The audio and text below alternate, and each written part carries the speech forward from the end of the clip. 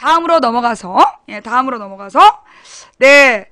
자, 그 뉴스 좀 한번 찾아봐봐. 어저께 연대 교수 131명이, 연대 교수 131명이 프레스센터에서 기자회견을, 그 선언문을 낭독했죠? 그죠? 그 다음에 세계학자 1074명? 전 세계에 있는 학자 1074명이, 한국인 학자들이지, 그것 좀 찾아와 봐봐. 그러니까 세월호 사건에 대해서. 세월호 사건은, 이거는 단지 선장만의 잘못이 아니다. 이거는 이 자본과, 이윤을 위해서 인간의 가치를 무시했던 이 자본과, 그들과 손잡았던, 그리고 이 안전을 민영화시킨 정부의 책임이다. 이걸 밝힌, 연대 교수 131명의 선언. 성명서. 자, 요거 한번 같이 볼게요. 역시 이게 고대는 불가능한 일이죠.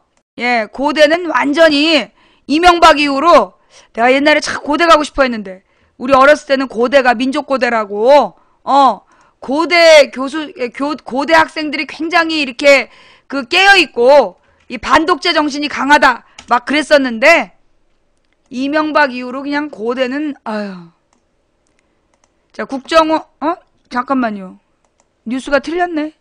기사가 잘렸나봐, 제목이.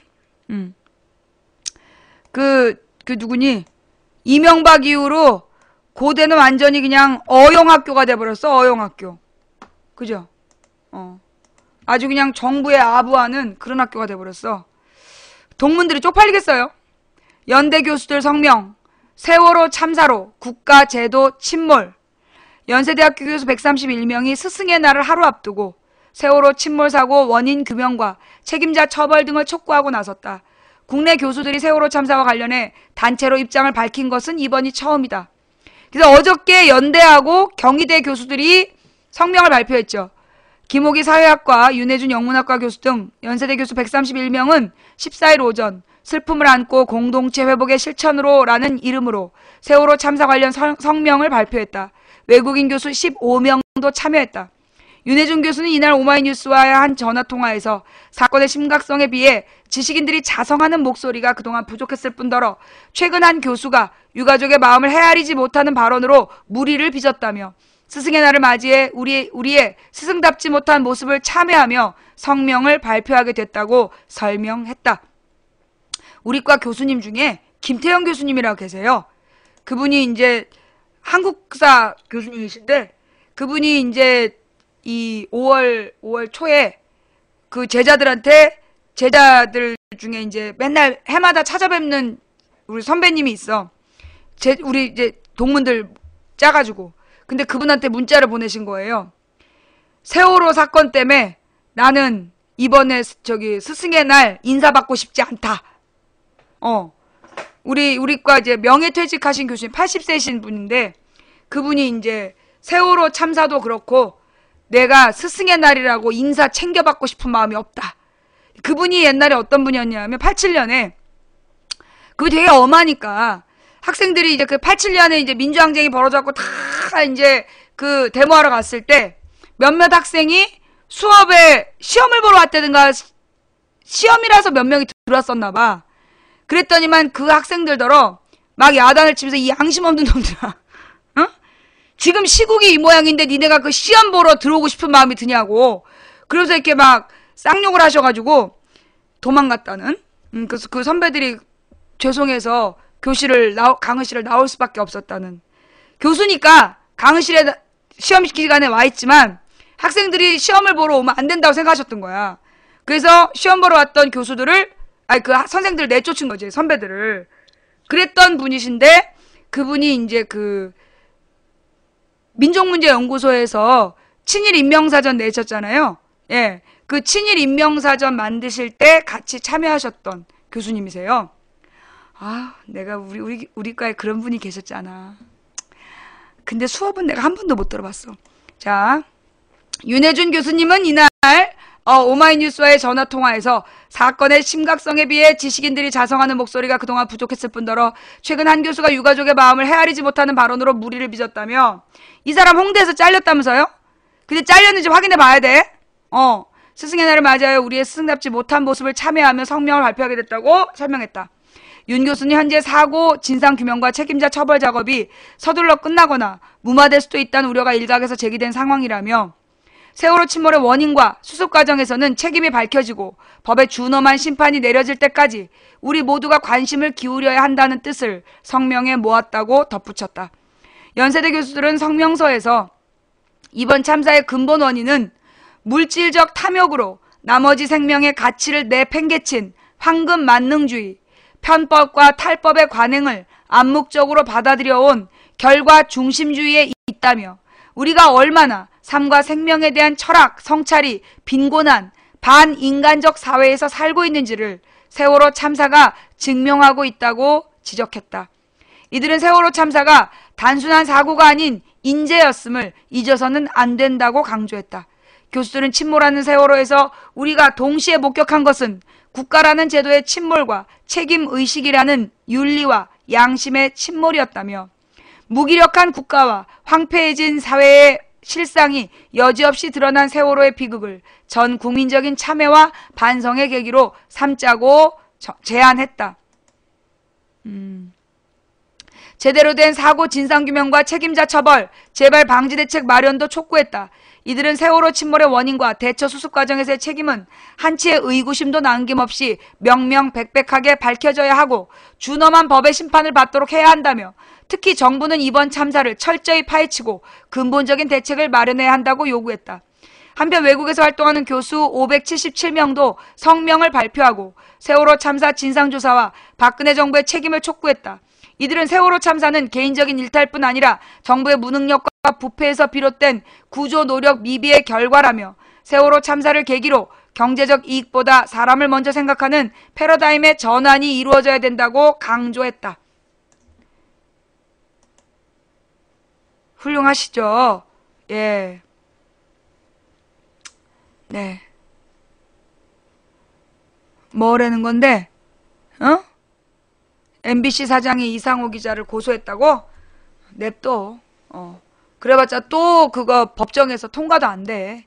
그거를 유죄를 주면 그 판사를 잘라야지. 예.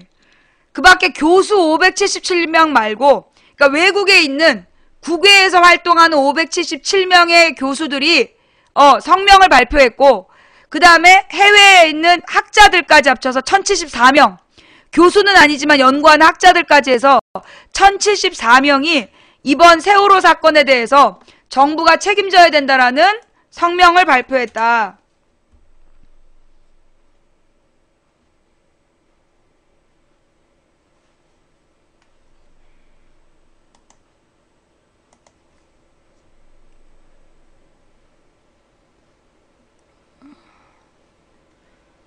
뉴스가 아닌데요?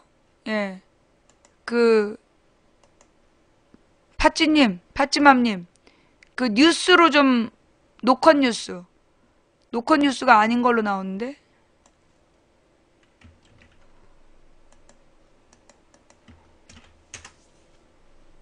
나온다.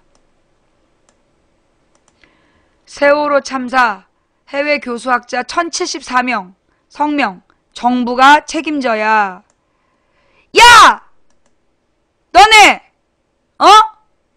내가 이거 세월호 사건 발생했을 때 이거는 정부 책임이다! 라고 내가 얘기할 때 너네 나더러 막 뻥까지 말라고 욕했지? 나한테 막 쌍욕하면서 이게 왜 정부 책임이냐고 막 지랄했지? 내가 학력이 낮아서 그래, 학력이. 내 가방끈이 짧다고 니네가 나 무시한 거지? 여기 해외 교수들도 정부가 책임져야 된다! 그랬대잖아! 물론 아닌 사람도 있죠. 벌레들한테 한 얘기예요. 예. 해외에서 활동 중인 교수학자 1074명이 세월호 참사 원인 규명과 정부 책임을 묻는 내용의 성명을 13일 발표했다. 성명에 참가한 학자는 미국 메릴랜드주 무슨 베리, 뭔 베리대? 에이. 솔즈베리대 남태현 교수를 포함해 주로 한국인 학자들이 한국인 학자들이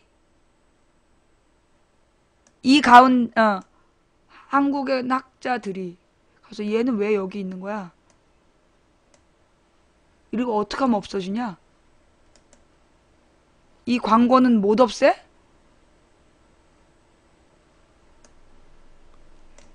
이거 기사가 안 보여. 얘는 어떻게 하면 없어질까? 이놈의 올레 광고는 어떻게 하면 없어지는 거야, 이거? 잠깐만, 이 노컷뉴스 이거 어떻게 하면 없어져요? 누르면 사라지나? 여기 또 있잖아. 그지? 이 올레는 진짜 광고도 더 티하게 하네. 이거 올레는 이거 진짜 광고를 더 티하게 해서 사면 안 되겠네.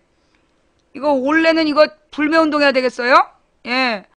아니, 광고가 가려갖고 뉴스가 안 보이잖아.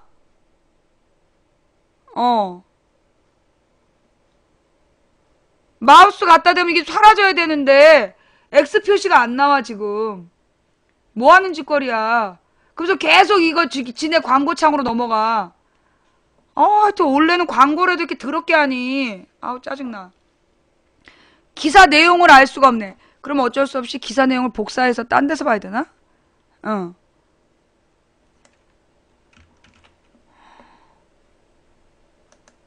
일부러 이 기사 못 보게 하려고 이거 이 짓거리 한 건가? 아니 X 표시가 없는 광고가 어딨어 이거.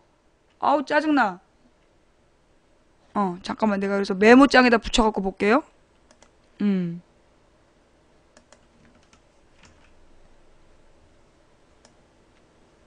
어우 잘 안 보인다 메모장도. 에이씨. 이 기사는 볼 수가 없네. 원래 광고 때문에 광고가 안 없어진다니까요. 이거 광고를 어떻게 없애? 여러분이 없애는 방법. 이거 없애는 방법이 뭐야? 아우 진짜 이게 원래 얘네들은 무슨 광고 이렇게 더티하게 하니? 아니 X 표시도 없는 광고를 어떻게 이렇게 할 수가 있어? 위에 X 표시가 없다니까요? 어디 X 표시가 있어? 어디에 X 표시가 나와? 여기 어디에 X 표시가 나오냐고. 어디? 나만 못 찾는 거야? 위에 어디에 X 표시가 있어? 없다니까? 누르면 광고 페이지로 가. 누르면 광고 페이지로 가면서 이 집 마우스를 올려놓은 거예요. 손가락 모양만 나와. 우클릭.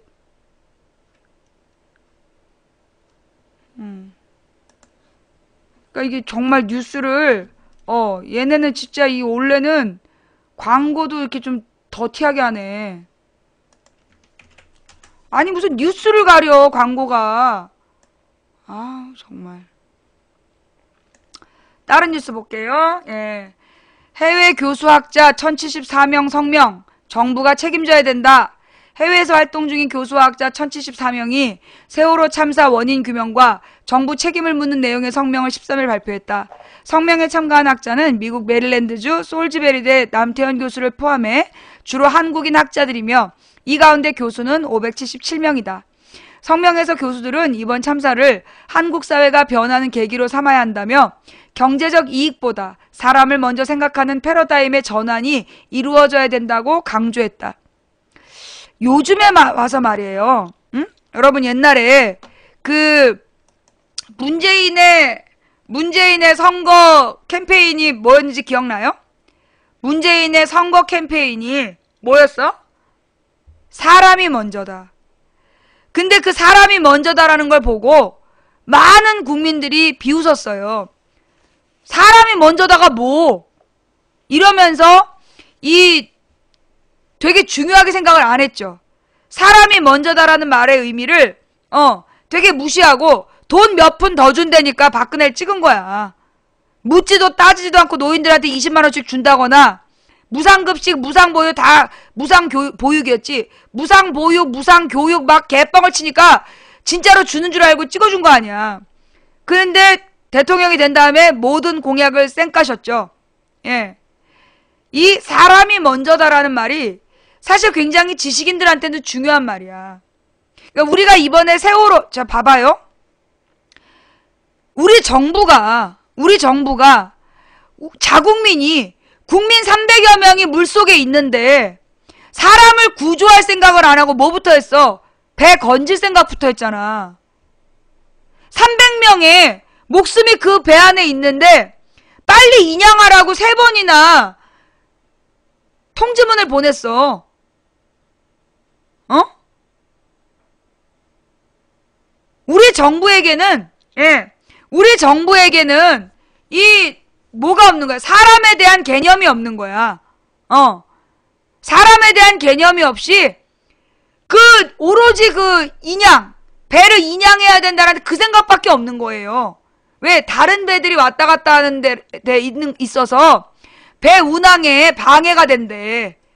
그래서 빨리 다른 배들 손에 안 끼치게 건져내라는 거야. 그러니까 우리 정부에게는 화물이 먼저다지. 사람이 먼저다가 아니라 화물이 먼저다. 돈이 먼저다. 특히 성명은 이번 참사는 최근 진행되고 있는 규제 완화와 민영화, 정부의 무능력과 부패에서 비롯된 미비한 구조 노력의 결과라고 지적했다. 여러분, 이 규제 완화와 민영화, 이번에 언딘 사고, 여러분 무조건 언딘에 대한 욕을 많이 하셨잖아요. 언딘 나쁜 놈들이라고 언딘 욕들 많이 하셨잖아요. 그런데 이번 사고는 언딘의 잘못이 아니에요. 이번 사고는 저는 언딘의 잘못이 아니라고 봐. 언딘과 계약을 하고 언딘에게 모든 구조를 일임한 정부 책임인 거예요. 이걸 뭐라 그러는지 아세요? 구조 민영화. 오늘 우리가 깨달아야 될 가장 중요한 주제는 뭐냐? 구조 민영화. 재난 구조를 민영화했기 때문에 이 문제가 터진 거야. 예. 언딘의 잘못이 아니니까 선원과 선장의 잘못이래. 아유. 널 데리고 앉아서 가르쳐봤자 너는 사람 되긴 틀렸다. 아직까지도 선장과 선원의 잘못이라고 떠들고 다니면 내가 소를 붙들고 이만큼 얘기했으면 소가 영문으로 논문을 써 임마. 아유. 자, 뭐라고요? 이번 사건의 언딘의 문제는 언딘이라는 회사가 문제가 있는 게 아니라 우리나라의 해난구조법, 순환구조법이라는 게 문제고, 그 순환구조법이라는 게 퇴역한 해경들이 만든 해양구조협회라는 거기서 로비를 해가지고 순환구조법이라는 법을 만들어서 그 법에서 정부가 한 회사랑 계약을 맺고 거기에 모든 구조와 재난에 대한 일임한다. 인양과 재난에 대한 권리를 일임한다라는 거지 같은 법을 만들게 한 거야. 그 법에 따라 언디는 법에 충실한 거야. 결국 이런 문제가 벌어진 건 작년에 만들어진 구조민영화법. 박근혜 정부에서 구조민영화를 실시행했기 때문에 나타난 사고라는 거예요. 찾아봐. 해양구조협회 언제 만들어졌는지, 해양구조협회가 언제 만들어졌는지, 그리고 순환구조법이 언제 만들어졌는지 찾아봐. 이거 망치 부인이 지난번에 다 뉴스로 얘기했어. 이 뉴스로 다 나왔던 내용이에요. 결국은 이 규제 완화, 안전규제를 완화하고, 박근혜가 선장더러 뭐라 그랬습니까? 선장과 승무원이 살인죄를 저질렀다 그랬죠? 그 살인을 지시한 게 누군지 아세요? 살인을 허용한 게, 살인 면허를 준 게 박근혜예요. 왜? 작년 6월까지 우리나라의 선장은 배를 점검하고 안전하지 않으면 출항시킬 수 없다는 그 의무 규정이 있었어요. 선장이 배를 돌아보고 가령 결박이 제대로 안 돼 있다든가, 아니면 승객들이 뭐 안전하지 않다든가, 뭐 그 구조선을 띄울 수 없다든가, 그러면 배를 출발시킬 수 없는 법이 있었어.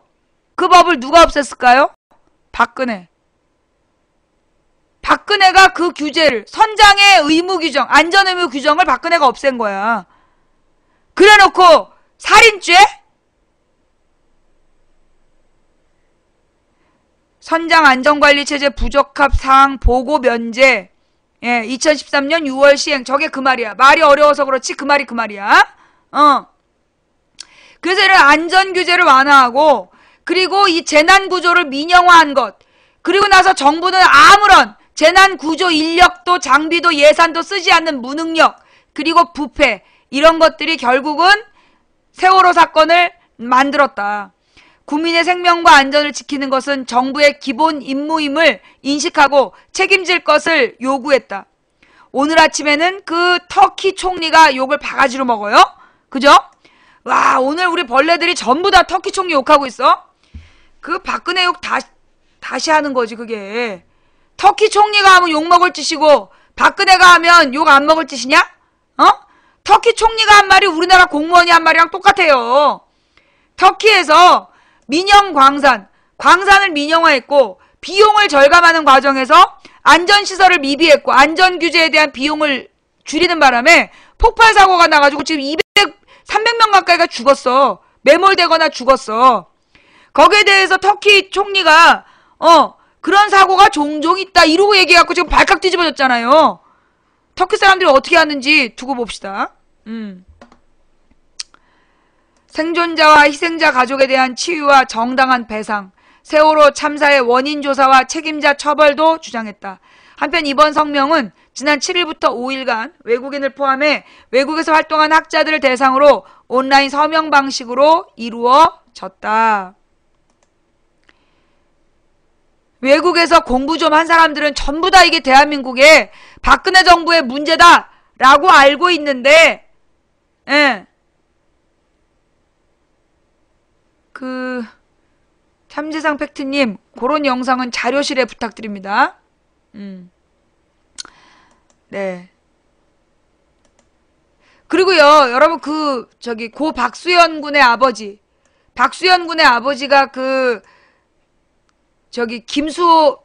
김머식이 교수한테 올린, 그 박수현 군의 아버지가 그 막말 교수한테 보낸 편지, 그거 좀 올려주세요. 예. 그 다음에,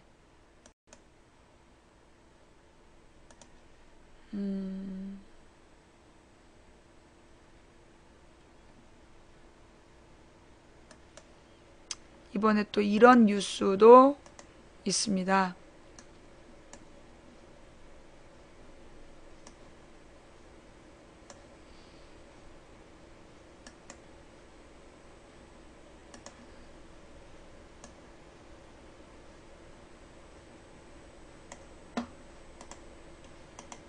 우리에게 다가온 오직 하나의 사랑. 여기 광고 좀 안 나면 안 되나? 광고를 또 봐줘야 우리가 아이들의 휴대전화가 복구되고 그것이 저희들에게 전해질 때마다 늘 마음이 무겁습니다. 오늘 고 김완준 군의 휴대전화 사진이 복구됐습니다.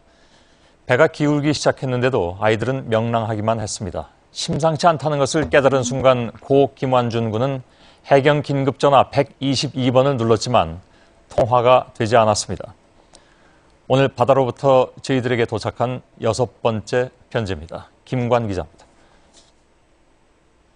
4월 16일 8시 52분 21초 세월호 4층 우연 객실에 있던 김완준 군이 복도로 나와 찍은 첫 번째 사진입니다. 휴대전화 복구로 되살린 모습입니다. 허공에 뜬 쓰레기 봉투가 배가 이미 많이 기울었음을 보여줍니다. 이때만 해도 아이들은 사진을 찍으며 웃고 있습니다. 벽을 발로 디디며 장난치고 천장까지 올라가 등을 댄 채 카메라를 보는 친구도 있습니다. 하지만 불과 10분도 안 된 9시 1분 13초 아이들은 구명조끼를 입은 채 바닥에 바짝 누워 있습니다. 이때 완준이의 단체 채팅방에 다른 친구가 상황을 알립니다. 10분 뒤 완준이는 119에 전화를 걸었지만 연결이 안 되자 다시 해경 긴급전화 122에 전화를 겁니다. 역시 통화는 실패했습니다. 마지막에 그 통화 내용, 얘기 통화 내용 보니까 119에 전화하고 그다음에 해경에 전화하고 마지막에 통화를 시도했었는데 얼마나 급했으면 그때 전화를 했을까. 그래서 그거 생각하면 진짜 가슴이 미어진다고. 끝내 가족들에게는 메시지 하나 남기지 못했습니다. 살아있을 때 제 아들한테 못 해준 게 너무 많기 때문에 그게 참 아쉽고, 그리고 앞으로 우리 부부가 우리 죽은 아들을 위해서 과연 뭘 해야 될 것인가, 그런 생각을 많이 하고 있어요. 해경 긴급 전화까지 시도했던 완준이의 현명했던 노력이 마지막 기억으로 가족들에게 남았습니다. JTBC 김관입니다. 우리에게 다가온 시끄러. 오직 한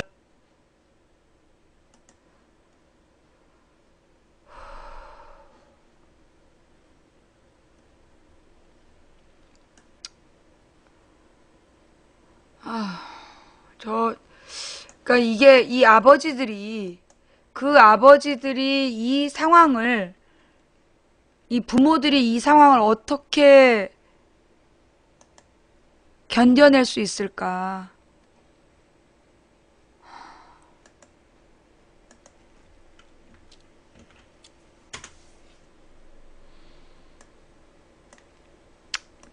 세월호 유족이 막말 교수에게 쓴 편지.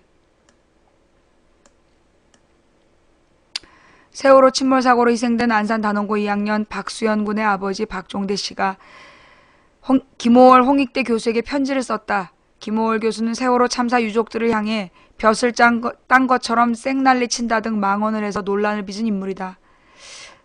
박수연 군은 세월호가 침몰하는 순간이 담긴 15분 영상을 찍은 당사자다. 그러나 박종대 씨는 지난 어린이날 정부가 마련한 안산 합동분향소에서 아들의 영정사진을 빼버렸다. 오마이뉴스와 한 인터뷰에서 정부는 사건 진상조사는 제대로 안 하면서 계속 추모 분위기만 띄우고 있다며 우리 아이가 분향소 추모 행사에만 이용되는 것 같다. 그곳에 두고 싶지 않았다고 말했다. 사고 원인 규명을 위한 검찰 수사가 유병헌 전 세모그룹 회장 비리에만 집중될 뿐 사고 초동 대처와 구조 과정에서의 의문점은 제대로 풀리지 않고 있다는 우려다. 그런 박 씨는 김호월 교수의 막말로 다시 상처를 입었다. 김호월 교수는 지난 9일 KBS의 사과와 박근혜 대통령 면담을 요구하며 청와대 앞에서 밤을 지새운 세월호 유족에 대해 대통령이 세월호 주인인가? 왜 유가족은 청와대에 가서 시위하냐? 유가족이 무슨 벼슬을 딴 것처럼 쌩난리 친다고 했다. 그는 또 이래서 미개인이란 욕을 먹는 거다. 세월호 유족에겐 국민 혈세 한 푼도 줘서 안 된다며 만약 지원금 준다면 안전사고로 죽은 전 국민 유족에게 모두 지원해야 맞다고 했다. 이에 박 씨는 14일 김호월 교수에게 편지를 한 통 썼다. 그는 편지에서 우리를 미개한 저항자로 만든 것은 상황 판단도 하지 못하면서 이 아픔을 호소할 통로도 조직도 제도도 만들어 놓지 못했으면서 쓸데없는 우월감에 빠져있는 바로 당신들이라는 것을 절대 잊지 마시기 바란다고 지적했다.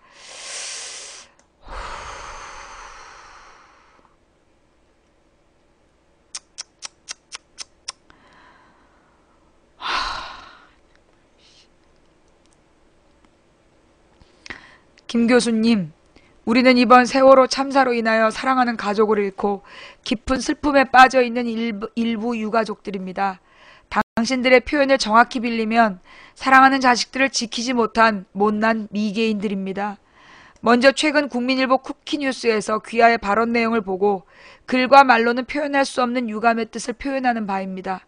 그리고 이 글은 유족 전체의 뜻이 아닌 미개한 일부 유족들의 개인 생각임을 미리 밝혀둡니다. 워낙 보고 배운 것이 없어 귀하의 표현대로 미개한 방법으로 이의를 제기하는 바이며 우리들의 미개함을 깨우쳐 주신다면 평생 스승으로 알고 잘 모시겠습니다. 동영상에 대한 문제. 이 미개인들은 적어도 유가족이 조작한 것은 없다고 생각합니다. 귀하의 편파적인 생각을 언론에 도배질하지 마시고 검찰에 공식적으로 수사를 의뢰하십시오. 만약 사실이라면 어떻게 하시겠습니까? 이 미개인들은 그때 귀하와 해경 관계자의 표정이 정말 궁금합니다.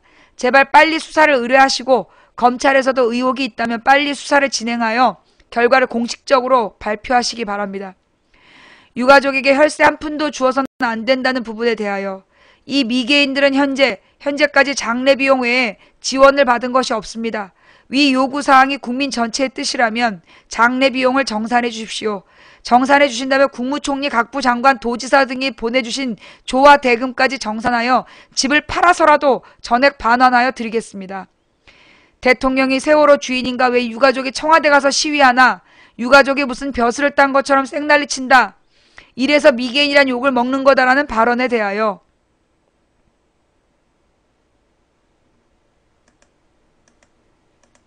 누구니?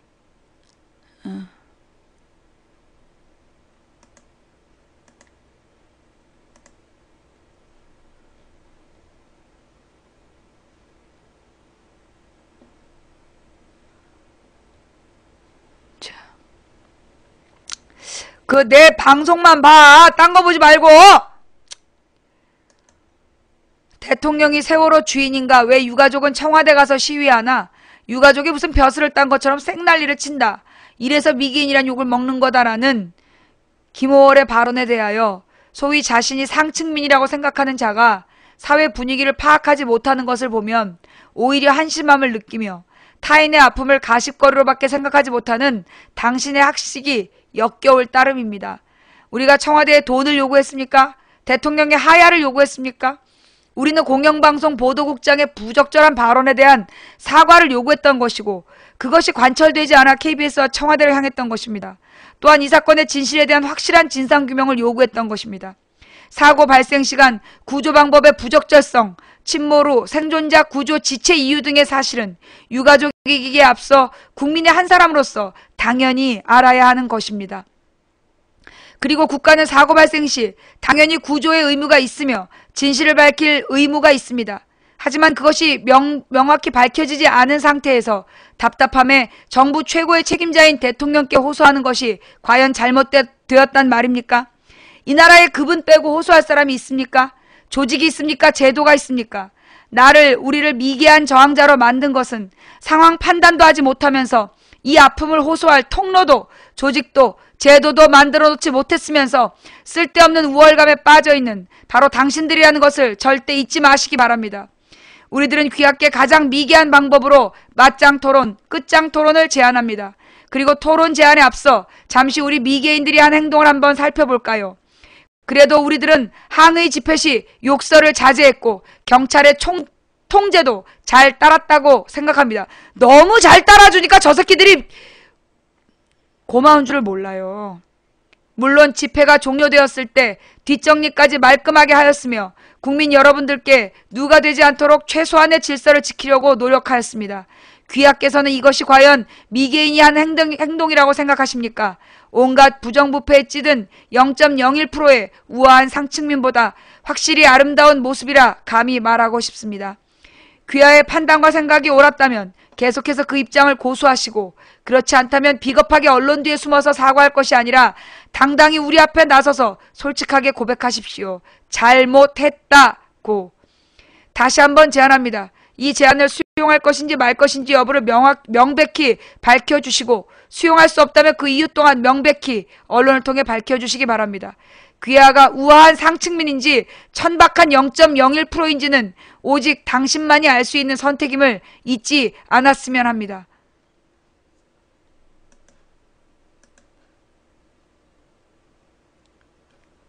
이 미친 새끼들이 무덤을 파 무덤을. 어느 만큼 그러니까 이걸 국민들을요 내가 볼 때 진짜 자극하는 거라니까. 국민들을 자극해서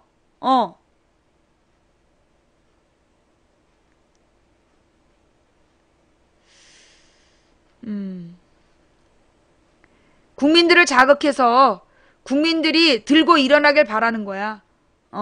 그래서 들고 일어나면 총칼로 짓밟고 계엄령이라도 선포하려는 거지. 안 그러면 저럴 수가 없어.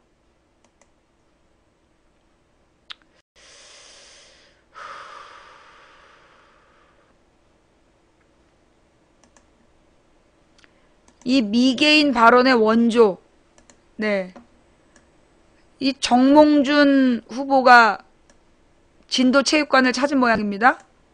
예. 이제는 나도 이 JTBC 뉴스를 볼 때 광고 소리를 줄이는 방법을 알아.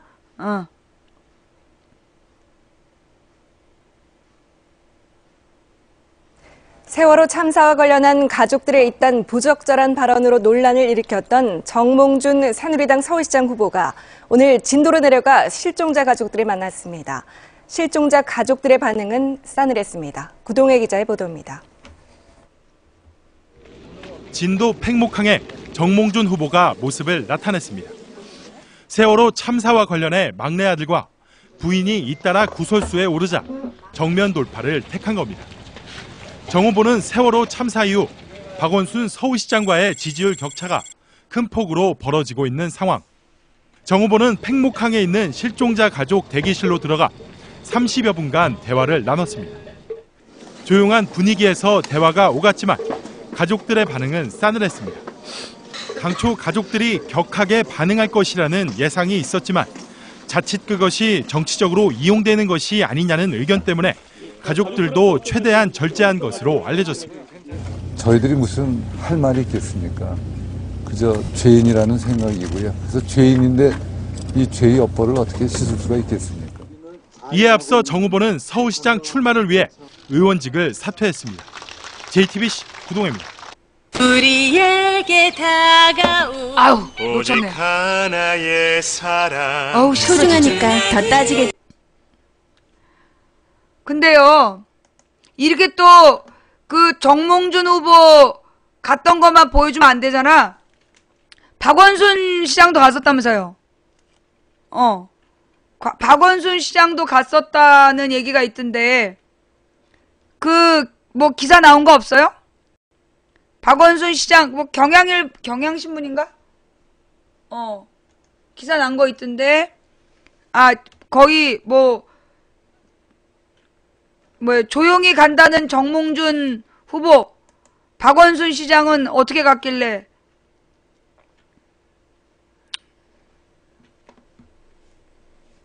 경양 극혐, 나는 동대 극혐.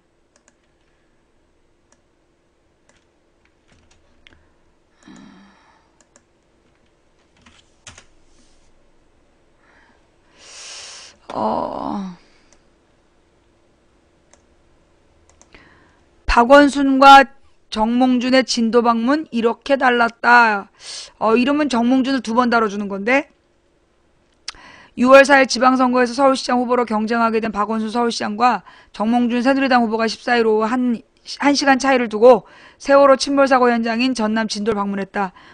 먼저 정몽준 후보는 이날 오후 6시 10분경 전남 진도 이매면 팽목항에 도착했다. 남색 상의 가슴에 노란 리본을 달고 온 정 후보는 수행원 5, 6명과 함께였다. 정 후보는 팽목항에서만 1시간가량 머물다 돌아갔다. 박원순 시장은 이날 오후 8시 50분 진도 실내체육관부터 들렀다. 박 시장은 비서관 2명과 동행했으며 가슴에는 노란 리본이 없었다. 체육관에 이어 팽목항까지 방문한 박 시장은 1시간 30분가량 머물다 서울로 향했다. 진도 실내체육관에서 20여 명, 팽목항에서는 30여 명의 실종자 가족들이 아직 돌아오지 않은 희생자들을 기다리고 있다. 방문 방식, 사전 예고 정몽준, 기습 방문 박원순. 두 사람이 방문한 방식 역시 사뭇 달랐다. 정 후보는 이날 오전 의원직 사퇴 기자회견에서도 진도 방문을 미리 예고했다. 진도에서 취재 중이던 기자들은 정 후보가 언제 도착할지, 어떻게 움직일지가 관심사였다. 팽목항과 실내체육관 중 어디를 먼저 방문할지도 궁금했다. 정 후보는 조용히 왔다 가겠다고 했지만 그 어느새 기자들 팀에 둘러싸여 있었다. 정몽준 후보는 세월호 참사 원인에 대해 우리나라 조선업이 전 세계에서 경쟁력이 있다고 하는데 이런 사고가 난 것은 수십 개의 감시감독기구가 유착관계에 있었기 때문이라며 우리나라의 부정부패가 만연해 무엇이 부정부패인지에 대한 감각이 상실된 것이 가장 큰 원인이라고 비판했다. 그러면서 능력이 부족하겠지만 기회가 주어진다면 열심히 부정부패를 없애고 안전한 나라를 만들겠다고 덧붙였다. 반면 박 시장의 방문은 기습적이었다. 박 시장은 기자들이 현장에서 철수할 시간인 오후 8시 50분경 슬그머니 진도 실내체육관의 모습을 나타냈다. 무릎을 꿇은 채 실종자 가족들과 대화를 나누는 모습을 본 한 기자가 박원순 시장 아니냐고 주위에 확인하면서 그의 방문 소식이 알려졌다. 이 때문에 퇴근 중이던 기자들이 급히 체육관으로 돌아온 소동이 벌어졌다. 하지만 다시 체육관으로 돌아온 기자들은 박 시장을 취재하기가 쉽지 않았다. 박 시장은 기자들의 질문에 일체 입을 열지 않았다. 방문 소감과 실종자 가족들의 반응에 대해 들었지만 오늘은 인터뷰를 안 하겠다고 입을 닫았고 그 후로도 입을 열지 않았다. 박 시장 측 비서관은 박 시장이 무거운 마음이어서 아무런 말씀이 없이 오게 됐다며 언론 인터뷰도 안 하기로 하고 왔다고 귀뜸했다. 방문 태도, 거침없는 정몽준, 조심스러운 박원순. 엎혀 있는 거야, 뭐야? 저쪽에 서서 뭐 하는 거야? 지금 눈물 닦는 거야? 실종자 가족과 대화를 나눈 뒤 자리를 나서며 눈물을 훔치고 있다. 이날 실내 체육관에 이어 팽목항을 찾은 박 시장은 늦은 시간이라 실종자 가족을 만나지 않고 자원봉사자들을 격려한 뒤 조용히 떠났다. 두 시장 후보는 실종자 가족들을 대하는 태도도 달랐다. 박 시장은 행동을 조심한 반면 정 후보는 거침이 없었다. 먼저 진도 팽목항에 온 정 후보는 실종자 가족 천막을 거리낌 없이 자연스럽게 출입했다. 천막 외부에 실종자 가족의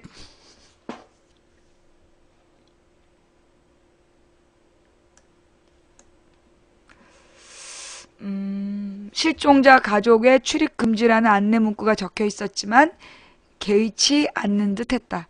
정 후보와 면담을 하던 도중 한 실종자 가족은 천막 외부에서 이 안내 문구를 떼어와 정 후보에게 건네며 이것 보라고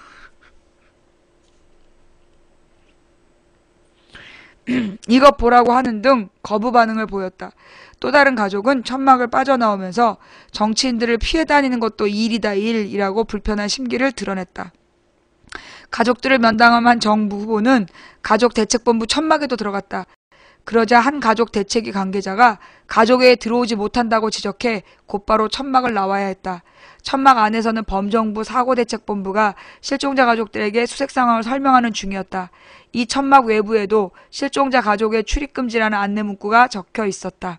이에 비해 박 시장은 일거수일투족을 조심했다. 팽목항에 있는 실종자 가족 천막에 들어가기 전에 먼저 비서관이 양해를 구했다. 천막에 들어가 상황을 살피고 나온 비서관에게 가족들이 피곤해 보인다는 말을 들은 박 시장은 바로 발길을 돌렸다. 박 시장은 팽목항에서 실종자 가족들을 만나는 대신 주로 자원봉사자들을 격려했다. 또 현장에 파견된 서울소방재난본부 대원들도 만났다. 앞서 박 시장은 체육관에서 실종자 가족들을 향해 무릎을 꿇고 연신 고개를 숙이며 가족들의 사연을 듣는 데에 집중했다. 지쳐 누워있는 실종자 가족의 안부를 묻고 손을 꼭 잡아주기도 했다. 실종자 가족들이 눈물을 흘릴 때는 따라서 눈물을 흘렸다.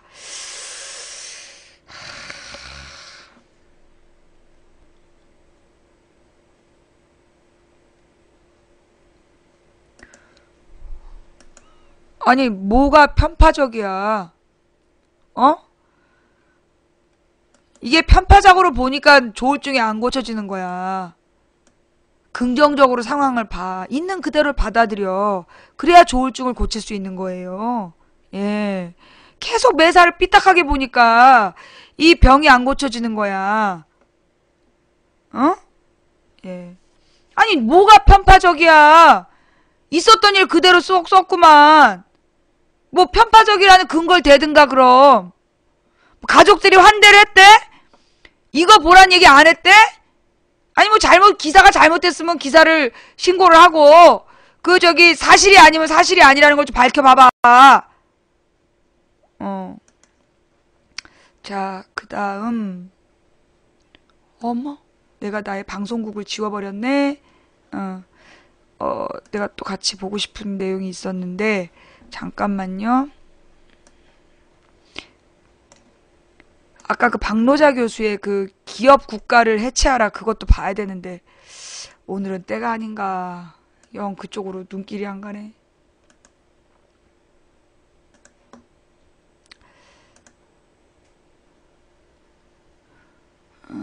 잠깐만요. 아까 또 같이 봤어야 될 기사가 있는데,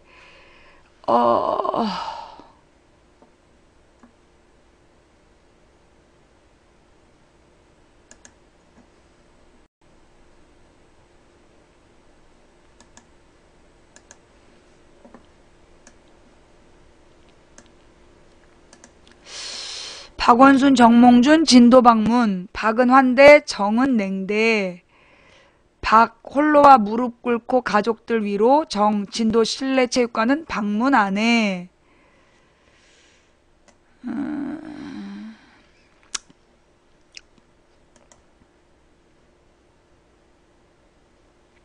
2천막이 그 저기 뭐야 가족들 외에는 들어오면 안 된다는 그 천막인가 보지? 예, 그리고 지금 무릎 꿇고 있는 거고. 박원순 서울시장이 세월호 침몰 사고 29일째 전남 진도군 실내체육관을 찾아 실종 가족을 만나고 있다. 사진 왼쪽. 정몽준 새누리당 서울시장 후보가 세월호 침몰 사고 29일째 14일 오후 전남 진도군 팽목항 실종자 가족 천막에서 가족들을 만난 뒤 천막을 나오고 있다.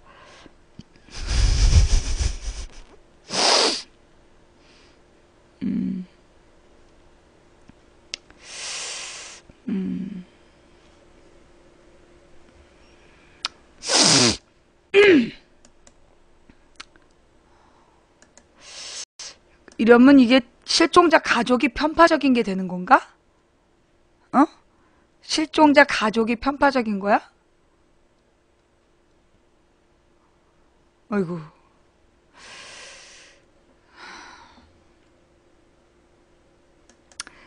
네, 사실 저럴 수밖에 없는 게, 정몽준 후보한테 이렇게 냉담할 수밖에 없었잖아. 세상에 어떤 부모가 자기들더러 미개하다라고 그런 자식 아버지한테 환대를 하겠어. 아니 세상에 어떤 부모가 그 자식을 잃고 절규하는 부모한테 미개하다고 얘기한 자식을 키우는 아버지한테 환대를 해주는 사람이 어디 있겠어요. 그걸 기다리는 것 자체가 좀 무리한 거지. 자, 그러면서 또 내가 보고 싶었던 기사가 뭐냐면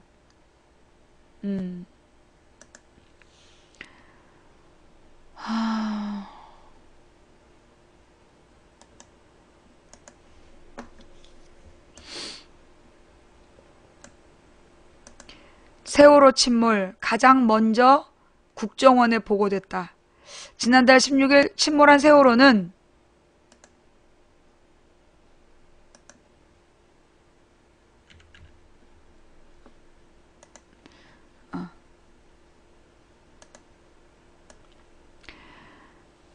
사고가 났을 때 국가정보원에 최우선적으로 1차 보고를 하도록 돼 있었던 것으로 확인됐다. 실제 세월호는 침몰하면서 해양경찰에 앞서 국정원에 먼저 보고했다. 14일 경향신문이 입수한 세월호 운항관리 규정의 해양사고 보고 개통도를 보면 세월호는 사고가 나면 가장 먼저 국정원 제주지부와 인천지부, 해운조합에 보고하도록 명시돼 있다.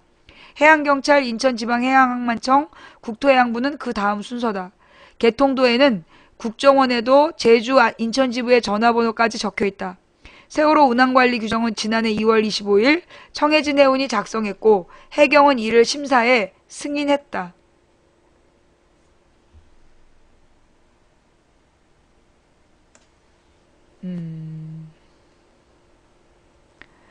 개통도에 따라 김한식 청해진 해운 사장은 사고 직후 지난달 16일 오전 9시 10분 국정원에 문자 메시지로 사고 사실을 보고했다.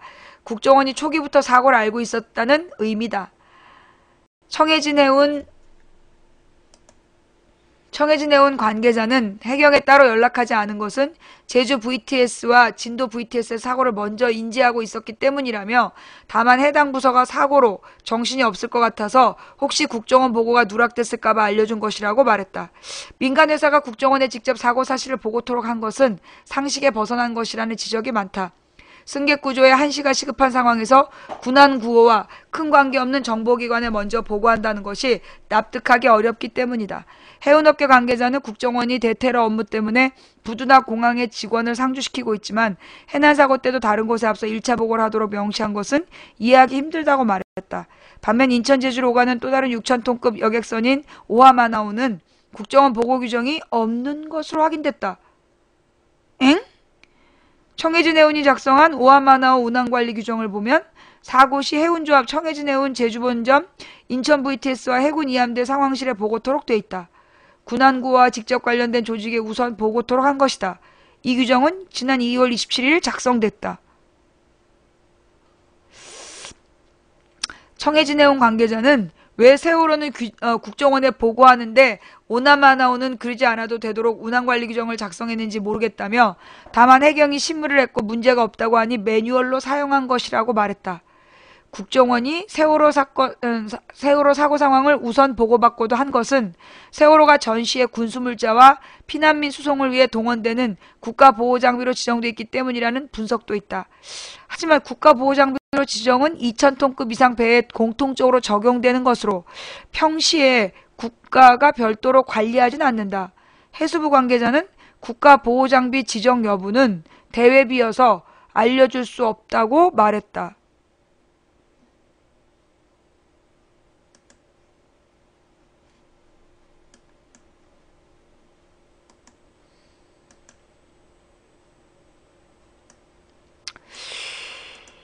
(4월 16일) 세월호 침몰 때 국정원은 뭘 하고 있었을까요? 예. 세월호가 진도 앞바다에서 침몰하던 4월 16일 오전 국가정보원은 뭘 하고 있었을까?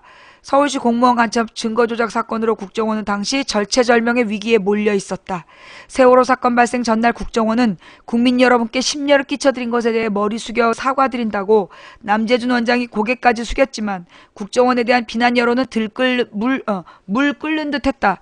박근혜 대통령은 남 원장을 버릴 수도 없었고 그렇다고 안고 갈 수도 없는 상황이었다. 세월호 침몰은 공교롭게도 그 시점에 발생했다.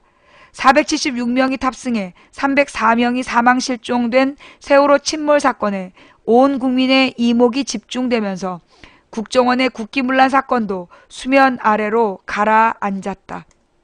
검찰과 해경, 세월호 선사 청해진 해운 관계자들의 발언을 종합하면 국정원은 세월호가 침몰하고 있다는 소식을 당일 오전 9시 10분쯤 문자 메시지로 받은 것으로 알려졌다. 실제로 경향신문이 입수한 세월호 운항관리 규정의 해양사고 보도 개통도를 보면 세월호는 사고가 나면 가장 먼저 국정원, 제주지부, 인천지부에 보고하도록 돼 있다.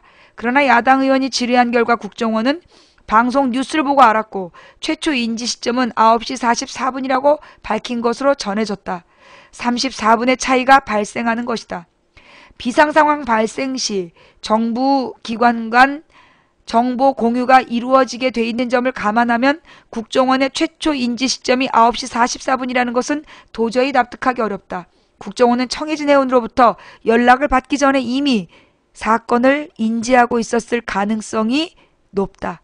목포해양경찰청 상황실에 신고가 공식 접수된 것이 8시 58분이고 해경의 구조본부가 가동된 것이 9시 10분, 기울어진 세월호에서 해경의 구명정이 도착한 시간이 9시 30분.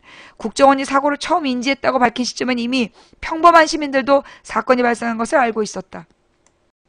국정원의 막강한 정보력을 감안하면 국정원은 정부 어느 기관보다도 상황을 일찍 파악했을 가능성이 높다. 또 세월호 사건이 서울시 공무원 간첩 증거조작 사건에 쏠린 시민들의 이목을 분산시킬 수 있을 것이다라는 분석도 했을 것으로 보인다. 어머, 되게 세게 다뤘다. 사건 당일 해경과 해군은 물론 안전행정부, 해양수산부, 국방부, 교육부, 전라남도, 경기도 교육청 등 중앙부처와 지자체 등이 총동원됐다. 국정원도 음지에서 부지런히 움직였을 것으로 예상된다. 세월호 등 대형 여객선의 사고 발생 시 1차 보고를 국정원에 하도록 한 것은 여객선 사고 때 국정원의 역할이 어느 기관보다 중요하기 때문일 것이다. 야당 의원들은 국정원의 세월호 사고 인지 시점을 명확히 밝힐 것을 요구했다. 새정치민주연합 김현 의원은 15일 오전 국회에서 열린 고위정책회의에서 무고한 국민이 죽어가는 과정에서 국정원이 무능했던 점을 반성하고 남재준 국정원장이 즉각 물러나야 한다고 말했다. 빨갱이 새끼? 야, 너 지금 박근혜 욕한 거지? 박근혜 아버지가 빨갱이라고 너 새끼 지금 너 아무리 박근혜 대통령이 미워도 그렇지 빨갱이 새끼가 뭐냐? 어? 박근혜 아버지가 빨갱이인 건 맞아. 공산당 당원. 그때 새끼가 빨갱이 새끼가 뭐야? 저런 나쁜 놈 봤나? 예. 굉장히 심각한 뉴스인데요? 예. 자. 가장 먼저 청해진해운은 국정원에 보고를 했다. 그런데 국정원은 보고 못 받은 척 하고 있죠? 그리고 우리가 읽었던 MBC 기사의 내용이 뭐였냐면 당시 세월호 여승무원이 우리는 지시를 받고 침몰하는 배를 버렸다 라고 얘기가 나왔죠? 그죠?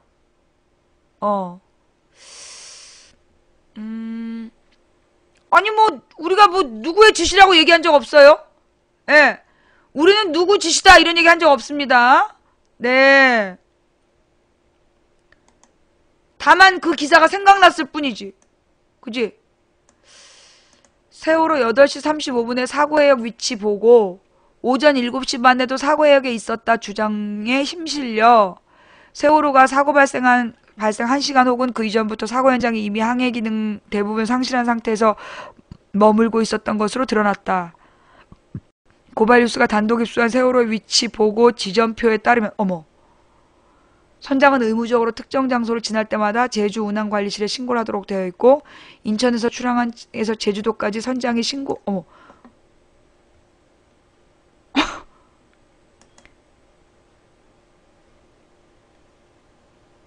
방금 다른 화면 움직였죠? 방금 여러분 이렇게 읽고 있다가 그 창이 이상한 데로 움직였죠? 내가 한 거 아니야? 아니 우리가 기사를 이렇게 읽고 있었잖아, 이렇게. 근데 갑자기 엉뚱한 위치로 변해버린 거야. 가만있어 봐, 이게. 응용 프로그램을 보면 되나? 프로세스를 보면 되나? 이거 누가 외부에서 원격 조정하는 건가? 외부 원격 조정을 하는 거야?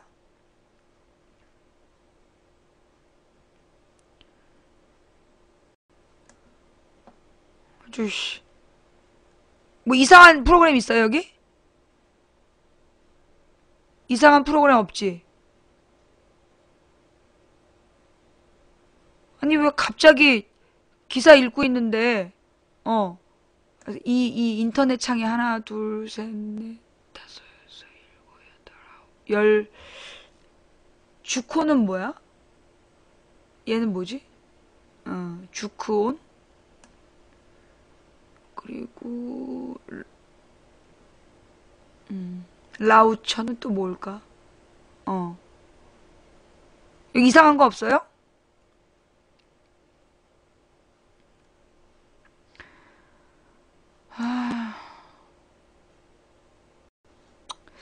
자, 좌우지간 계속해서 봅시다. 또 한 번만 함부로 움직여봐. 아니 가끔 그렇게 내 마우스가 마음대로 움직여. 이상하게 꼭 생방송 중에. 방송 중에. 생방이나 재방 중에. 자, 고발뉴스가 단독 입수한 세월호의 위치 보고 지점표에 따르면 선장은 의무적으로 특정 장소를 지날 때마다 제주운항관리실에 신고를 하도록 되어 있다. 인천에 출항한 후 제주도에 도착하기까지 선장이 신고해야 되는 지점은 모두 11개로 각 지점마다 이동 소요 시간이 적혀 있어 제주운항관리실의 신고 내역을 대조해보면 세월호가 몇 시간에 어디를 지나고 있었는지 궤적이 나타난다. 이와 관련해 제주운항관리실은 고발뉴스와 전화통화에서 사고해역과 가까운 만제도 지점에서 8시 35분에 마지막 교신했다고 확인해줬다. 만제도는 사고해역과 가장 가까운 보고지점으로 선원들이 모두 탈출한 9시 45분까지 최소 1시간 10분 전에 세월호가 이미 사고해역에 도착해 있었던 것으로 드러난 셈이다. 무슨 얘기야? 선원들이 모두 탈출한 9시 35분까지 최소 1시간 10분 전에 세월호가 사고해역에 도착해 있었다는 것으로 드러난 셈이다. 특히 마지막 교신이 이루어지기 5분 전인 8시 30분 국립해양조사원의 구조협조 공문에 따르면 이미 세월호가 침몰 중이었던 것으로 전해져 선장이 제주운항관리실의 위치 보고 외에 배의 상태에 대해서는 왜 보고하지 않았는지도 의문이다. 무슨 얘기야? 하지만 제주운항관리실은 이 사안에 대해 현재 감사원에서 감사 중인 관계로 다른 말 할 수 없다고 구체적인 교신 내용에 대해서 함구했다. 고발 뉴스로 세월호가 사고해역에 오전 7시 반쯤 이미 사고해역에 머물고 있는 걸 봤다는 제보가 이어지고 있어 세월호가 근본 제주운항관리실이 밝힌 8시 35분보다 더 이전부터 사고 인근 해상에 머물러 있었을 가능성도 제기되고 있다.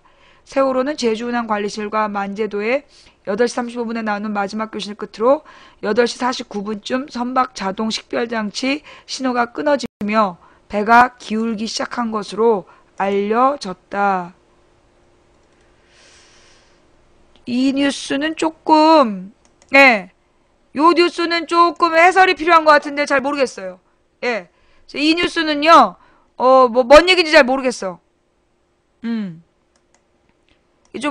이 기사의 배경이, 좀 명확하게 딱 인식이 잘 안 되기 때문에, 좀 지켜봐야 될 것 같아요.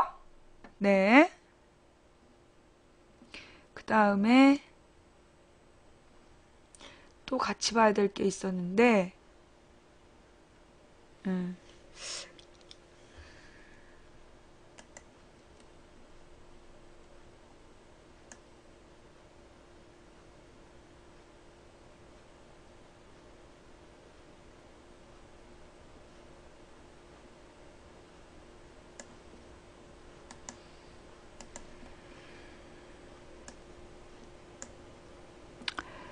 새누리 박 대통령 웃는 사진은 태풍 피해 방문 때 사진.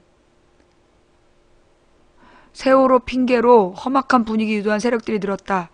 서울시청에 근무하는 김모 행정관이 박근혜 대통령의 팽목항 현지 방문 때 웃는 사진이라며 SNS에 게시물을 올린 데 대해 새누리당은 15일 사실무근이라며 발표했다.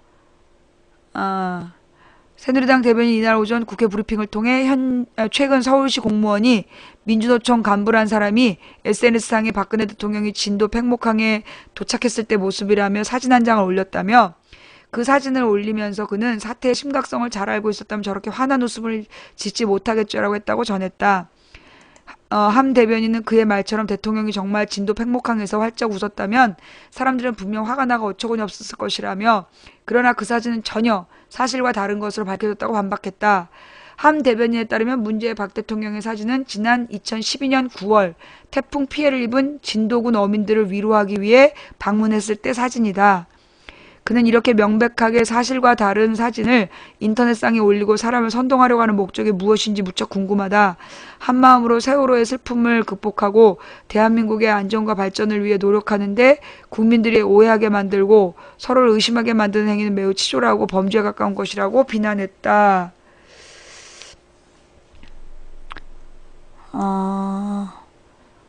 그러니까 태풍 피해를 입은 어민들 앞에서 활짝 웃은 건데 팽목항 유가족 앞에서 웃은 거라고 올려서 화가 났다는?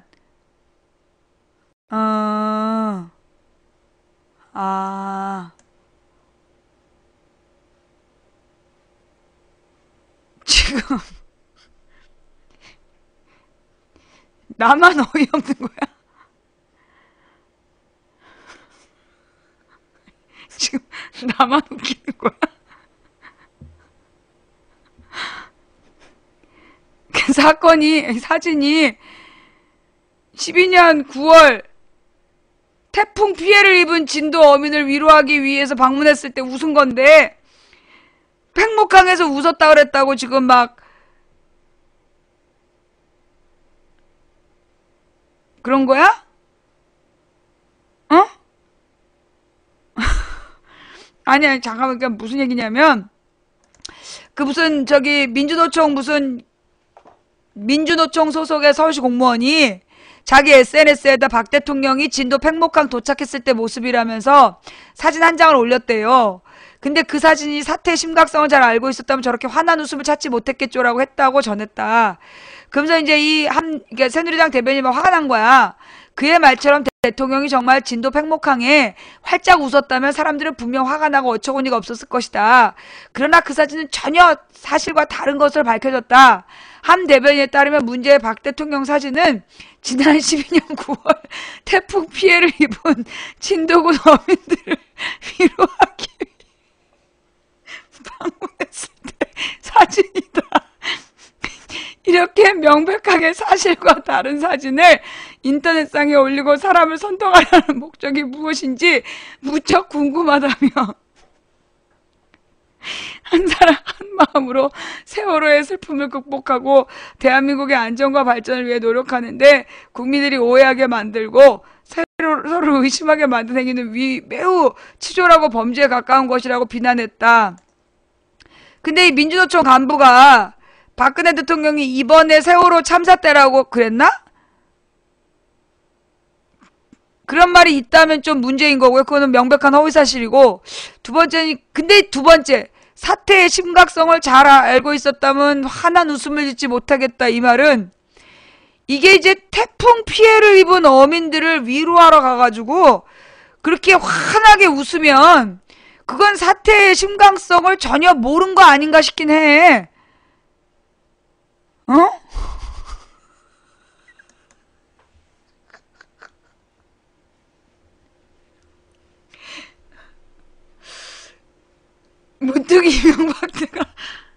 문득 이명박 때가 떠오릅니다. 네. 이명박 때 이제 총리실에서 대포폰을 만들어가지고 불법 민간 사찰하다 걸렸어. 이게 딱 걸리자 대포폰이라고 막 다 욕을 한 거야. 대포폰이 뭐냐면 영화 아저씨에 보면 원빈한테 월남 조폭이 딱 던지는 전화기. 그 전화기를 가지고 이 원빈이 어떤 조폭을 찾아가서 칼을 던지면서 협박해서 그 대포폰을 갖고 있는 놈을 찾아내잖아. 그 대포폰 만든 놈을. 대포폰이라는 게 뭐냐면 자기 이름으로 전화기 개설이 안 돼서 남의 이름으로 만드는 걸 대포폰이라래요. 근데 이제 그 대포폰이 주로 조폭들의 수입원이란 말이야. 근데 이제 이 청와대가 조폭마냥 대포폰을 만들어서 민간 사찰했다고 막 비난이 일었어요. 그러자 그때 청와대 비서실에서 청와대 때 공보팀에서 반론을 낸 거야. 이게 왜 대포폰이냐? 차명폰이지. 그래가지고 다음날 종로에 대포폰 파는 조폭들이 프랜카드에 차명폰 팔아요. 차명폰 팔아요. 이렇게 프랜카드를 붙였다. 그럴 때는 우리는 그런 거 안 만들었다라고 얘기해야 되는데 차명폰. 그 다음 그러면 이게 첫 번째 사고냐? 아니야. 그전에도 또 있었어. 그때가 언제였냐면 법정 스님이 돌아가셨을 때 이제 법정 스님을 애도하는 온 국민의 애도 물결이 일자 청와대에서 이제 또 숟가락을 딱 얹은 거야. 이명박 대통령께서는 법정 스님의 책을 특별히 아끼셔서 무소유를 아주 수시로 읽으셨고, 특히 출장을 가실 때마다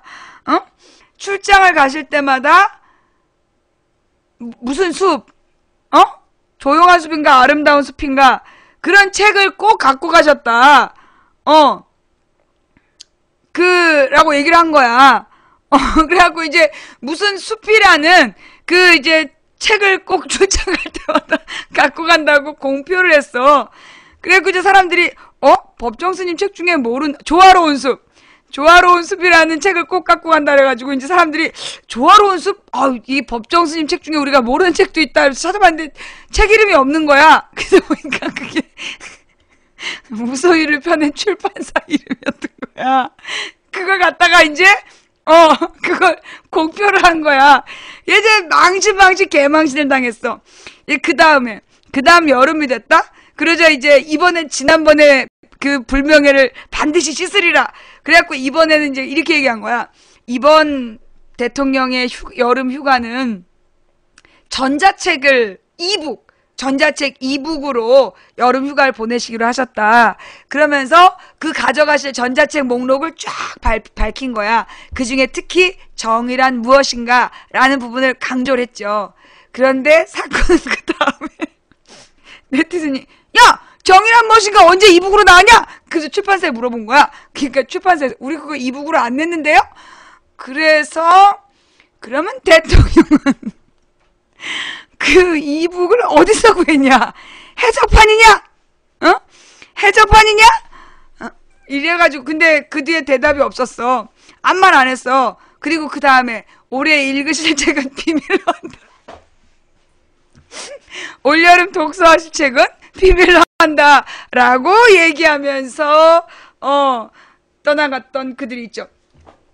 야 딸 밥 안 먹고 그냥 가?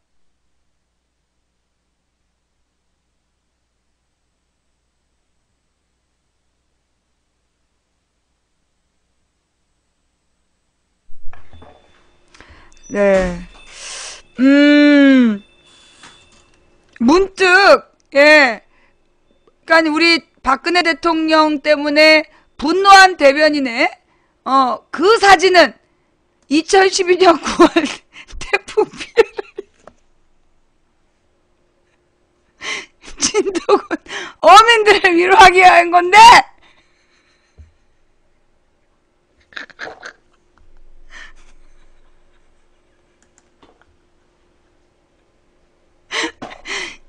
참 힘들 것 같아. 대변인 하기가 참 힘들 것 같아. 그래. 그냥 태풍 피해를 태풍 피해를 당한 어민들한테 위로하느라고 활짝 웃은 건데 그걸 왜 이번에 백목항 사건 때 웃은 것처럼 왜 그랬어? 왜?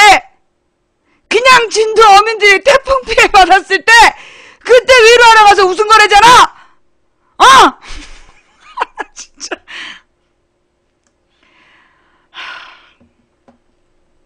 근데 사실 내가 이걸 읽고 싶은 게 아니었어.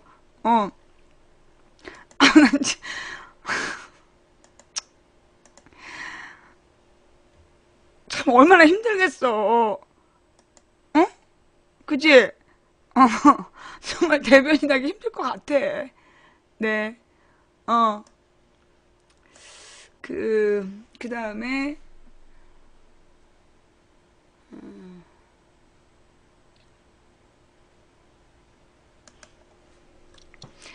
또 이런 기사가 있더라고요. 우리 특히 요즘에 이 지하철 사고 때문에 연일 그 박원순 시장이 안전에 대해서 무책임하다고, 예, 그렇게 이제 비난을 받고 있는데, 예. 민중의 소리에서 이런 기사가 났어요. 정몽준 후보 안전 문제 말할 자격 있나? 2달 새 8명의 비정규직 노동자가 사망한 현대중공업. 정몽준 새누리당 서울시장 후보는 안전과 일자리 공약을 강조하고 있다. 최근 세월호 침몰 사고와 서울시 지하철 2호선 추돌 사고로 안전에 대한 투자와 정책이 주요 이슈로 떠오르면서 맞춤형 정책을 살려 일자리 창출 공약을 부각시키고 있다. 그러나 정작 정몽준 후보가 최대 주주인 현대중공업에서는 비정규직 사용을 남발하고 산업재해 사망사고가 잇따르고 있어 일자리와 안전 문제를 말할 자격이 있는가라는 물음이 정 후보에게 제기되고 있다. 정몽준 후보는 재산이 2조 430억 원으로 정치인 중 최대 자산가다. 지난 3월 국회 공보에 공개된 재산 내역에 따르면 은행권 예금만 468억 4,900만 원. 정 후보의 재산에서 가장 많은 부분을 차지하는 건 주식. 지난해 12월 말 기준 현대중공업 주식이 771만 776주. 읽을 수도 없겠다. 지분율 10.15%. 현대중공업의 최대 주주다. 현대중공업 주식을 포함해 그가 가지고 있는 주식의 가치는 1조 9,847억 원. 올 초에는 현대중공업이 보통주 1주당 2,000원의 현금 배당을 하면서 154억 3,600만 원을 챙겼다. 주주들에게 돌아간 현금은 현대중공업 노동자들이 흘린 땀의 결과다. 그런데 정작 현대중공업 노동자들은 안전도 확보되지 않은 작업장에서 일하다 지난 3월부터 4월까지 불과 2달 사이에 8명이 사망하고 4명이 경상을 입는 중대 재해가 이어졌다. 대한민국을 넘어 세계 최대 조선소인 현대중공업에서 왜 노동자들은 죽음의 문턱을 넘나들며 일을 해야 되는 것일까? 13일 오전 서울역에서 KTX를 타고 울산으로 향했다. 2달 사이에 현대중공업 5명, 현대상호중공업 2명, 현대미포조선 1명 등 현대중공업 그룹 하청 노동자 8명이 작업 중 사망. 울산광역시 동구 방어진 순환도로 1000번지 현대중공업 본사가 위치한 곳이다. 방어진 앞 바다를 끼고 608만 1000평 부지에서 컨테이너선, LNG, LPG선, 시추선 등 대형 선박을 생산한다.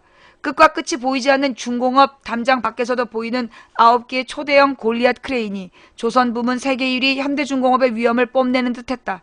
현대중공업의 정규직은 22,000명이고 2013년 매출 24조 원, 영업이익 7,347억 원, 당기순이익 4,516억 원을 기록했다.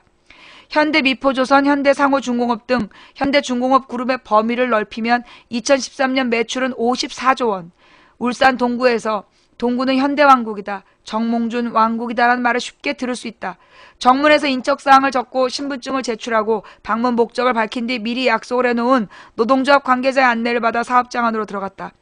회사에서는 보안에도 무척 신경을 썼다. 촬영 금지라고 적힌 스티커를 휴대폰 전면과 후면 카메라 렌즈에 붙여야 했다. 철판을 때리는 듯한 육중한 기계음이 고막을 때렸다. 쇳가루 냄새가 코를 찔렀다. 여기저기서 용접 불꽃이 번쩍였다. 아스팔트가 뿜어댄 열기가 더욱 뜨겁게 느껴졌다. 공장 곳곳에 페인트로 안전제의라고 적혀 있었다. 안전수칙은 가족과 소중한 약속이라는 문구도 눈에 띄었다. 노동자들이 잘 볼 수 있게 높은 곳에 큼지막하게 적혀 있었다. 가족의 생계를 위해 땀 흘린 노동자들이다. 가족을 생각해서 안전하게 일하는 메시지 같았다. 그러나 오전 4시간 작업을 마치고 먼지가 뿌옇게 앉은 작업복을 털며 식당으로 향하는 중년의 노동자는 무심하게 안전제일 문구 앞을 지나갔다. 위험에 익숙해진다고 할까요? 제가 30년 여기서 일했는데 처음에 30m 높이 난간에 올라가서 일할 때 바닷바람이 엄청 세서 양손으로 난간을 잡고 벌벌 떨면서 일했어요. 나중에는 익숙해지니까 어느 순간에는 뛰어다니게 되더군요. 위험에 적응하고 익숙해지는 거죠. 50대 노동자의 설명이다. 위험과의 공존은 돌이킬 수 없는 죽음으로 다가왔다. 3월 6일 현대중공업 계열사의 현대삼호중공업에서 노동자 1명이 작업 중 철판에 깔려 사망했다. 신호수를 배치하지 않고 야간에 단독 작업을 한 것이 원인이었다. 20일에는 노동자 한 명이 족장 작업 중 추락해 사망했다. 현장에 안전 가이드는 없었다. 5일 뒤 25일 현대중공업에서는 족장 거치대가 붕괴되면서 노동자 3명이 바다로 추락, 1명이 죽고 2명이 다쳤다. 4월 7일 현대중공업 계열사 현대미포조선에서 노동자 1명이 작업 도중 8.6m 아래로 추락해 숨졌다. 안전난간과 추락 방지망은 설치되어 있지 않았다. 21일 현대중공업에서는 LNG선 용접 작업 중 화재가 발생해 2명이 사망하고 2명이 다쳤다. 26일에는 브라스팅 작업을 하던 노동자 1명이 작업 중 추락하다 호수에 목이 졸려 숨졌다. 28일에는 야간에 비바람이 부는 가운데 블록 운반용 트랜스포터 신호를 하던 노동자 1명이 바다에 빠져 숨졌다. 역시 안전을 위한 난간은 없었다. 사망재해 발생 후 고용노동부가 실시한 울산 현대중공업 특별안전점검에서는 작업 중지 41건, 사용 중지 18건, 시정요구 375건, 시정권고 80건 등 모두 562건의 법위반 사안이 적발됐다. 고용노동부는 이 가운데 83건에 대해 과태료 10억 원을 부과했다. 지난 2달간 숨진 노동자들 사이에서는 공통점이 있다. 안전조치가 제대로 이루어지지 않은 가운데 작업을 했다는 것과 죽거나 다친 노동자들 모두 하청 노동자라는 사실이다. 대부분의 기업들은 인력관리의 유연성을 확보하고 비용을 절감하기 위해 하청 노동자들을 사용하고 있다. 현대중공업도 예외가 아니다. 4월 말 기준 생산직과 사무직을 합한 현대중공업 정규직 노동자는 26,593명이다.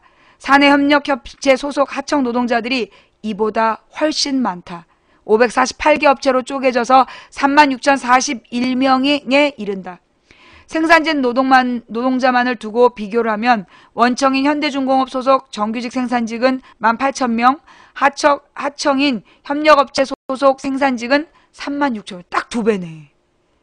작업장 내에 하청 노동자들이 2배나 더 많다. 하청 노동자들은 불과 몇 년 사이에 기하급수적으로 늘어났다. 현대중공업 노동조합은 단체 협약에 따라 매월 사측으로부터 사내협력사 현황, 업체 수와 인원을 받는다. 이 자료에 따르면 2011년 말 기준협력업체 수는 232개, 하청 노동자 23,700명이었다. 2012년 말 29,000명, 2013년 말 37,700명, 대폭 늘었다. 산재사고가 빈발했던 14년 4월 36,841명으로 증가했다. 불과 2년 사이에 하청 노동자들이 왜 이렇게 많이 증가했을까? 조선산업 현황이 안 좋을 때 현대중, 삼성중, 대우, 조선해양, 조선 등 업체 간 수주 경쟁이 벌어졌어요. 일감은 없고 업체 간 경쟁은 심하고 그래서 저가로라도 수주를 하자고 해서 저가 물량을 많이 수주했어요.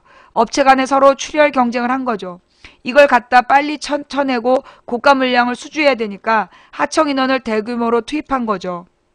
하청 노동자들의 대규모 투입 속에 물량팀이라는 용어까지 등장했다.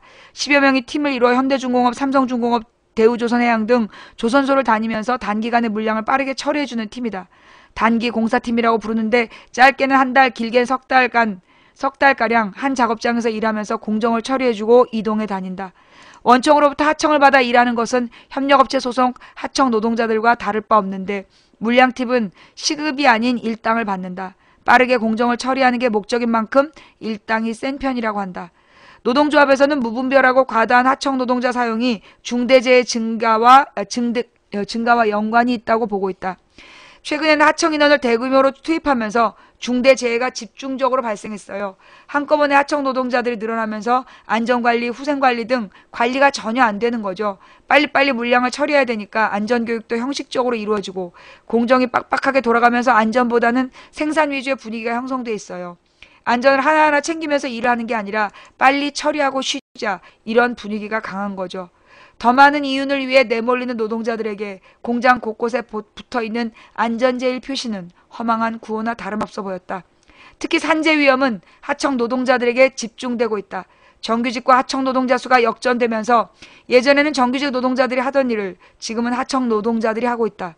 그 중에서도 족장, 도장 등 위험한 업무에 대한 외주화 비율이 높다.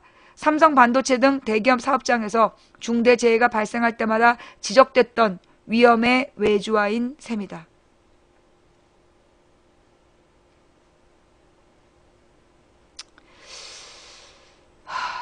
최대 주주 정몽준 서울시장 후보 선출된 날 사내체육관 4,000명 모여 전사 안전결의대회 개최.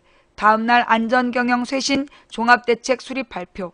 현대중공업 산재 문제는 새누리당 서울시장 후보 선출을 위한 경선에도 이슈가 됐다. 정몽준 후보와 경쟁했던 김황식 후보가 TV토론에서 그동안 현대중공업 근로자 사망사고에 대해 수차례 질문했는데 말이 없다. 책임을 느끼지 않느냐고 공세를 폈고 정 후보는 왜 책임을 안 느끼겠냐라고 답했다. 12일 새누리당 서울시장 후보 선출 경선에서 정몽준 후보가 압도적 지지로 새누리당 서울시장 후보로 선출된 날 울산 현대중공업 사내체육관에서는 이재성 회장과 임직원 등 4,000명이 모여 전사 안전 결의대회를 가졌다. 그리고 13일 안전경영 쇄신 종합대책을 발표했다. 이재성, 최현길, 권오갑, 하경진 등등 사장단 20명이 회의를 갖고 마련한 대책을 보면 현대중공업을 안전경영에 3,000억을 투입할 계획이다. 또 외부기관 안전보건공단의 종합진단을 통해 경영체질을 개선하겠다고 밝혔다. 협력업체와 관련해서 안전요원을 200명 수준으로 기존보다 2배 이상 증원해 현장 안전관리에 만전을 기하겠다고 강조했다. 현대중공업 관계자는 민중의 소리와 통화에서 노동계에서 원하는 만큼 다 하지는 못할지라도 안전경영을 위해 노력을 많이 하고 있습니다라고 말했다. 그러나 현장에서 일하는 노동자들의 반응은 냉소적이다. 한 노조 관계자는 안전대책은 그간에도 계속 있었습니다. 그러나 형식적인 대책에 그쳤어요. 일하다 심각한 안전 문제가 발생하면 노조가 작업을 중지할 수 있어야 하고 하청 중심의 고용관계를 개선해야 됩니다. 이 핵심적인 문제를 해결하지 않으면 아무 소용이 없습니다. 결국 이걸 말하지 않는 회사 대책은 소용없는 대책에 불과합니다라고 지적했다. 하청 노조가 있어도 공장 안에 못 들어가는 현실이다. 하청 노동조합이 현장에서 활동할 수 있어야 한다. 하청 노동자들이 권리를 스스로 보호할 수 있도록 해줘야 한다. 3천억 원을 안전에 투자한다고요? 저희들 안 믿습니다. 실효성도 없어요. 하청 노동자들 민간으로 존중하면 헌법적 권리부터 보장해줘야 된다. 이 단결권. 그렇잖아요. 이제까지 안전관리를 안 해서 사고가 난 게 아니거든요. 라고 말했다. 노조 관계자는 현대중공업의 안전 작업 환경을 위해서는 최대 주주인 정몽준 후보가 적극 나서야 된다고 말했다. 거의 신성화되어 있습니다. 영향력이 절대적이에요. 정몽준 후보 말 한마디에 모든 게 달라집니다. 위에서 오더가 내려와야 여기 울산이 움직입니다. 공장 내에서 취재를 하고 있던 중 현대중공업에서 안전경영 쇄신 종합대책을 수립해 발표했다는 소식이 들려왔다. 공장을 나오기 전 정몽준 후보 측에 전화를 걸어 현대중공업 중대재해 발생에 대한 입장을 물었다. 서면으로 질의해달라는 답변이 돌아왔다. 이메일로 질문해 보냈고 15일 오전 답변이 왔다. 정몽준 후보 캠프 이수희 대변인은 서면 답변에서 산업 현장에서 사고로 인해 아픔을 겪고 있는 유가족 여러분께 심심한 위로의 말씀을 전한다면서 정몽준 후보는 산업 현장이 새롭게 변화되도록 관심을 갖고 더 노력할 것이라고 밝혔다.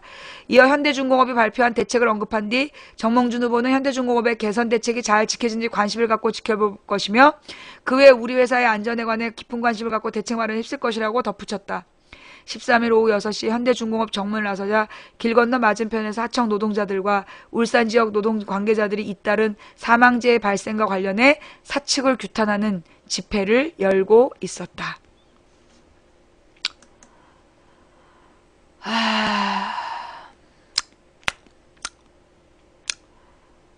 예. 자, 오늘 방송은 여기까지 할게요. 여러분, 그 권장해드리고 싶은 기사가 있는데, 잠깐만요. 근데 같이 읽었어야 되는데 못 읽었어. 같이 읽었어야 되는데 못 읽었던, 기사가 뭐냐면, 기업 국가를 해체하라. 예. 기업 국가를 해체하라라는 그 기사. 왜 그 기사가 제일 중요한 기사인데. 자, 여러분 너무 방송이 길죠? 제가 이번 주까지만 이렇게 길게 하고 다음 주부터는 짧게 할게요. 다음 주부터는 5시 이전에 반드시 끝내겠습니다. 예. 리디아님, 둥근달님을 비롯해서 제가 인사 못 드린 후원해주신 모든 분들께 진심으로 감사드립니다. 예. 팬가입해주신 분들 너무너무 감사드리고요. 예. 오늘 방송 어떠셨어요? 볼만 하셨나요? 진짜 매일매일 진짜 왜 이러실까? 예. 잠깐만요. 예. 네. 계속 벙어리를 드시면서 일부러 도발을 하고 계셔, 왜. 자, 오늘 방송 어떠셨는지 모르겠습니다. 방송 내용이 좀 부실했다면 대단히 죄송하고요. 여러분 마음에 드셨다면, 추천 부탁드리고요. 지금 현재 추천해주신, 시바라, 닭을 갖고 와야 치지. 닭을 갖고 오면 내가 양싸다구를, 릴레이로, 기관단총으로 쏴줄 수 있는데. 닭을 갖고 와, 칠 테니까. 예. 자, 추천해주신 3,299분께 진심으로 감사드리고요. 아까도 4,000명이 넘게 보던데 추천은 역시 적네요. 방송이 재미없나봐요. 예. 닭을 잡아오면 싸다구를 날려주겠다. 예, 쌍싸다구를 날려주겠다. 약속을 하면서 다음엔 닭을 꼭 잡아오시기 바랍니다. 예. 털 없는 닭 알지? 예. 자, 시청해주신 모든 분들께 감사드립니다. 추천해주신 3,388분께 감사드리고, 재밌게 봐놓고 추천 안 하고 간 님들, 사랑하는 여인과 첫날 밤에 설사할지어다. 자, 다음 방송은 내일 낮 2시. 예, 내일이 금요일이죠? 다음 방송은 내일 낮 2시에 시작하겠습니다. 그리고 다음 주는 정말 3시간 이내에 끝내도록 노력하겠습니다. 예, 지금까지 도봉구 창동산의 불량주부 망치부인이었고요. 제가 일일이 이름 불러드리지 못했지만 저에게 스티커와 초콜릿과 별풍선으로 후원해주신 모든 분들께 진심으로 감사드리고, 또 서포터즈 가입해주시고 팬클럽 가입해주신 분들께 모두 감사드리고요. 그리고 처음부터 끝까지 시청해주신 여러분 가장 감사드립니다. 각 방에서 고생하신 매니저님들 수고하셨습니다. 다음 방송은 내일 낮 2시에 뵐게요. 모두 반가웠습니다. 감사합니다. 추천 부탁드리고요. 본방으로 오세요. 아이고 힘들어. 오래 간대. 방송을 끝내지를 못하네, 이상하게. 방송 별로 재미없었죠? 아, 나 진짜 방송을 왜 이렇게 길게 하지? 짧게 끊어야 되는데. 이렇게 방송이 너무 길면 팟캐스트를 듣기 괴로운데, 그죠? 어.